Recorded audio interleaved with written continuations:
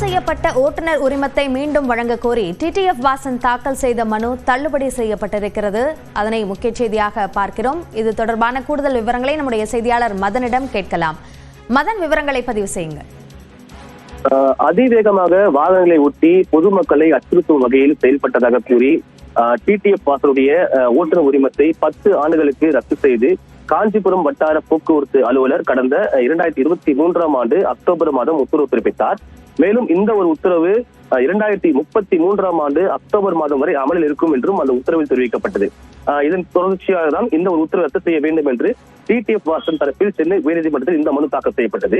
இந்த மனு இன்று நீதிபதி மாலா முன்பு விசாரணைக்கு வந்தபோது டிடிஎஃப் வாசன் தரப்பில் ஆஜரான வழக்கறிஞர், அதாவது லைசன்ஸ் ரத்து செய்யப்பட்டு 6 மாதங்கள் கடந்தாலே புதிய லைசன்ஸ் வழங்க கோரி நீதிமன்றத்தை நாடலாம் என்ற நிலையில் தன்னுடைய லைசன்ஸ் ரத்து செய்யப்பட்டு சுமார் 3 ஆண்டுகள் கடந்து விட்டதால் புதிய லைசன்ஸ் வழங்க உத்தரவு பிறப்பிக்க வேண்டும் என்று ஒரு வாதம் எடுத்து வைக்கப்பட்டது.